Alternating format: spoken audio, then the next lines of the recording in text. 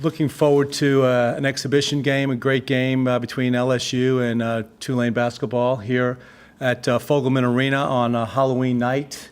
Obviously for a great cause, hurricane relief. We received word last week that the NCAA would allow another exhibition game for any teams that would like to participate in a, charity fundraiser for hurricane relief, and LSU and Tulane were able to come to an agreement, and it's a great testament to both schools and willingness to help people in need, and clearly we have a lot of those in this state. Have you had any interaction with Will Wade? Have you met him or known of him? Of course, I've known of Will. Initially, when he took the job, we reached out. We had talked about potentially playing a scrimmage or an exhibition game this year as well, because we played LSU last year at the Smoothie King Center in a little exhibition game that we really more a scrimmage practice. So again, we reached out, wished him well. We've had some interaction and contact with our staff along the way. Coach, do you think that will be a permanent at some point, and are you kind of hoping that you're moving that way? Of course, we'd love to play. Again, conversations, were started. Don't know, from their standpoint. Obviously, most schools, your schedules are already printed out for a year or two in advance, and depending on where they are, and kind of see where it goes. Do you think if you improve the way you think you're going to improve, that there would be maybe a little more desire on their part to play the game, if that were the case? I'm not sure what the motivation is or isn't. Obviously, a lot depends. Certain areas in recruiting, and I know the last time they played was 2008, and Tulane won the game. So I mean, that's one aspect of it. Obviously, they're an SEC team and big time conference. They've had some tremendous players over the year. Obviously, Will's done a great job at VCU, and so again, we're going to explore and would love to kind of create an opportunity there. What are your impressions of the league after going through it one time? Was it a lot better than you thought it was? About what you thought? Or?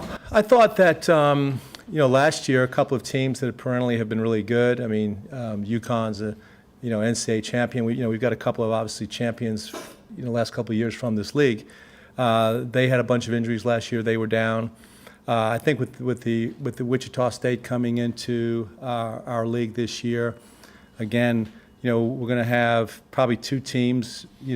Wichita State in the top 10 probably preseason maybe, and then Cincinnati top 15, 20 team, and then teams that from last year that were right there on the cusp, on the bubble of making the NCAAs, both Houston and UCF. And then if you look into Temple had injuries, they're going to have people back. So we got a lot of great, programs, in this conference that maybe last year weren't as good as they typically have been in the past. But going forward, I think, you'll see this team print 4 or 5 teams in the NCAA every year. What's been the biggest, improvement you've seen from your team coming in? Yeah, so I mean, talent level. I think we have 6 new players coming in this year, 2 guys who sat out last year, and 4 freshmen.